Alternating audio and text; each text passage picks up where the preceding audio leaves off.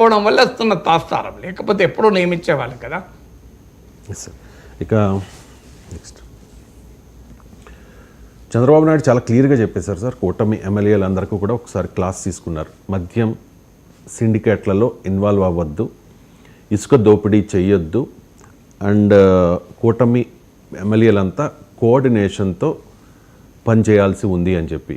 కానీ జేసీ వెసెస్ ఆది అంటే అక్కడ ఫ్లై యాష్ బూడిద మీద రగడ సార్ ఇదంతా. ఆర్టీపీపీ 600 మెగావాట్ల యూనిట్ వద్ద అంటే దానికి సంబంధించి భారతీయ జనతా పార్టీ ఎమ్మెల్యే ఆదినారాయణ రెడ్డికి, అలాగే టీడీపీ ఎమ్మెల్యే జేసీ ప్రభాకర్ రెడ్డికి మధ్య ఇది రగడ. దీని మీద చంద్రబాబు నాయుడు చాలా సీరియస్ అయినట్టుగా మనకు సమాచారం. ఇరువురు నేతలపై చంద్రబాబు నాయుడు చాలా ఆగ్రహం వ్యక్తం చేశారు. రేపు అమరావతి రావాలని ఒకసారి మాట్లాడాలి అని చెప్పి. గతంలో జేసీ ప్రభాకర్ రెడ్డి ఒక కమెంట్ చేశారు కదా సార్, ఎలక్షన్స్ కోసం మేము చాలా ఖర్చు పెట్టాం, ఎవరైనా సరే 15% ఇవ్వాల్సిందేనని చెప్పి ఆయన ఓపెన్గా చెప్పేశారు. ఎలక్షన్లో ఖర్చు పెట్టడమే కాదు, మేము అప్పుడు ఆస్తులు ఆదాయాలు నష్టపోయాం, అందువల్ల ఓపెన్గానే చెప్పాడు జేసీ ప్రభాకర్ రెడ్డి. ఏ యాక్షన్ తీసుకున్నారని మీద. సో అప్పుడు యాక్షన్ తీసుకుంటే ఇప్పుడు ఈ వివాదం వచ్చేది కాదు. అందువల్ల యాక్షన్ తీసుకునే పొజిషన్లో చంద్రబాబు నాయుడు ఉన్నాడా అనేది క్వశ్చన్ ఇప్పుడు. ఎందుకంటే ఎమ్మెల్యేలు భారీగా ఖర్చు పెట్టి గెలిచారు, ఇది ఫ్యాక్ట్. అన్ని పార్టీల వాళ్ళు గెలిచారు, తెలుగుదేశం ఎమ్మెల్యేలు కూడా గెలిచారు. ఇప్పుడు 2027లోనే జమిలీ వస్తుందని జమిలీ గుబులు కూడా మొదలైంది. సో ఖర్చు పెట్టిందే కాకుండా మళ్ళీ ఇప్పుడు ఖర్చు కూడా సమీకరించాలి. చంద్రబాబు నాయుడు ఏమో మద్యం ముట్టుకోవద్దు, మట్టి ముట్టుకోవద్దు, ఇసుక ముట్టుకోవద్దు, గనులు ముట్టుకోవద్దు, మరి ఎట్లా ఏడికెళ్ళి వస్తాయి పైసలు? సో ఇది ఇప్పుడు తెలుగుదేశం ఎమ్మెల్యేలు అడుగుతున్న ప్రశ్న. ఇప్పుడు వైసీపీలో అదే జరిగింది. సో బటన్ నొక్కాడు జగన్మోహన్ రెడ్డి, అకౌంట్లు వేసాడు. కానీ క్షేత్రస్థాయిలో డెవలప్మెంట్ డబ్బులు లేవు, రోడ్లు కూడా మరమ్మతులు కూడా లేవు. ఇప్పుడు రోడ్ అన్న వేస్తే అన్న కంకర్ లోడ్ తినచ్చు, సిమెంట్లు ఇంకోటి తినచ్చు. సో ఏ డబ్బులు లేకపోయేవరకే జగన్మోహన్ వైసీపీ ఆర్గనైజేషన్ అంతా నిర్వీర్యం అయిపోయింది. ఇప్పుడు తెలుగుదేశం కూడా మీరు బాగా చెప్తారు, మా సంగతి ఏంటి మరి, మా మద్దతుదారులకు మేము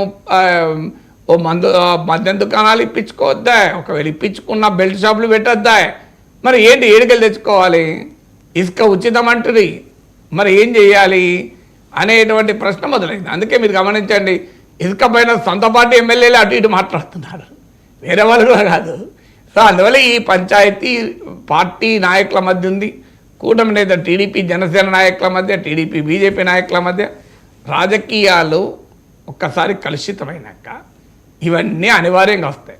మట్టి లేకుండా, మద్యం లేకుండా, ఇసుక లేకుండా, గనుల్లో ఉన్న ఖనిజాలు లేకుండా, భూములు లేకుండా రాజకీయం ఉందా?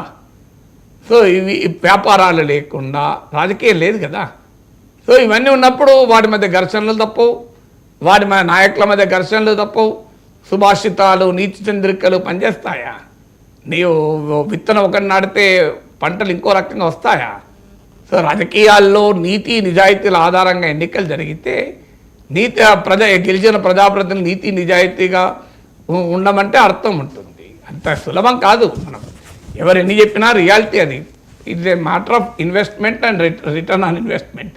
సో పెద్ద ఎత్తున పాలిటిక్స్ నేను ఎమ్మెల్సీ అయినప్పుడు ఒక సీనియర్ ఎమ్మెల్యే చెప్పాడు, ఇప్పటికి కూడా ఆయన ఎమ్మెల్యేగా ఉన్నాడు, చాలా పెద్ద ఆయన ఏమన్నాడంటే, నాగేశ్వర్ గారు మీరు వేరు, మీరు ఏమున్నది ఆర్టీసీ బస్సులో మీ కాన్స్టిట్యున్సీ మేము ఉన్నారు పోతున్నారు, అక్కడ మిమ్మల్ని ఒక టీచరో ఎవరో ఒకరు వచ్చి ఆయన బండి మీద ఎక్కించుకుంటాడు, ఆ పక్కనున్న హోటల్కి మీరిద్దరు కలిసి పోతారు, ఆయనే మీకు భోజనం పెట్టిస్తాడు, ఆ సంఘం వాళ్ళు మీకు బస్ ఛార్జీలు కూడా ఇస్తారు, పోనీ ఇప్పుడు ఎమ్మెల్సీ అయ్యారు కనుక బస్సు ఫ్రీ, మళ్ళీ మీరు బస్సు ఎక్కుతారు, ఇంటికి వస్తారు, మళ్ళీ బస్ స్టాండ్లో దిగుతారు, 3 నెంబర్ ఎక్కుతారు, మళ్ళీ మీరు ఈసీఐల్ అప్పుడు ఈసీఐల్ దగ్గర ఉండేవాడు నేను, ఈసీఐల్ వెళ్తే నీళ్ళు మీకు ఏం ఖర్చు ఉన్నది చెప్పండి, మీకైనా 10 రూపాయలు జేబులో పెట్టుకోకపోయినా మీరు పోయినరు వచ్చిండ్రు ఉపన్యాసం ఇచ్చిండ్రు, మీ వాళ్ళని కలిసి మీ నియోజకవర్గంలో పర్యటించి వచ్చారు. మాది అట్లా కాదు కదా, మేము మా ఊర్లో దిగుడుతోనో ఒక 50 మందో 100 మందో మాకు ఉండాలి, లేకపోతే ఈడే ఎమ్మెల్యే 50 మంది లేరంటారు. 50 మందికి 2 పూటలు బిర్యానీ తినిపించినా మాకు 10,000 15,000 అవుతాయి. ఆ తర్వాత పెళ్ళికి పోతే డబ్బులు ఇవ్వాలి, చావుకు పోతే డబ్బులు ఇవ్వాలి, మేము 21 దినానికి పోతే బారసాలకు పోతే డబ్బులు ఇవ్వాలి, ఎవరికి ఏ కష్టం వచ్చినా హాస్పిటల్ అయినా మా దగ్గరికి వస్తారు, అందరికీ మేము డబ్బులు పంచుతూనే ఉండాలి. మాకు ఇట్లా రోజుకు 50,000 1,00,000 ఖర్చు అవుతూనే ఉంటుంది. ఏడుకెళ్ళి తేవాలి మేము డబ్బులు అన్నాడు ఆయన. నిజాయితీ పరుండే, నేను నా ఆస్తులు కూడా అమ్ముకున్నా, కానీ అందరిని అలాగ ఉండగలరా అని ఆ నాయకులు పాపం ఆవేదన వ్యక్తం చేశాడు. నిజంగా కూడా ఆ నాయకుడు తెలుగుదేశం పార్టీ సీనియర్ ఎమ్మెల్యే ఇప్పుడు ఆయన ఆస్తులు కూడా అమ్ముకున్న రాజకీయాల్లో పాపం 1970s ఇన్కమ్ ట్యాక్స్ కట్టేవాళ్ళు. అలాంటి నాయకుడు ఆస్తులు అమ్ముకున్నాడు, భూములు అమ్ముకున్నాడు, రాజకీయాల్లో సంపాదించింది లేదు. అలాంటి వాళ్ళు ఎంతమంది ఉండగలరు చెప్పండి. నేను తెలుగుదేశం సీనియర్ ఎమ్మెల్యే గురించి చెప్తున్నా, వేరే వాళ్ళు కూడా కాదు. ఎందుకంటే అది రాజకీయ పరిస్థితి అట్లున్నది. సో అందువల్ల మీరు గెలిచిన వాతావరణము, మీరు గెలిచిన నేపథ్యం వేరు. మీరు ఉపన్యాసాలు చెప్తారు, టీవీలో విశ్లేషిస్తారు, రాజకీయాలు ఇలా ఉండాలి అలా ఉండాలని. కానీ అలా ఉండటానికి వీలు లేని గ్రామర్ అయిపోయింది కింద క్షేత్రస్థాయిలో.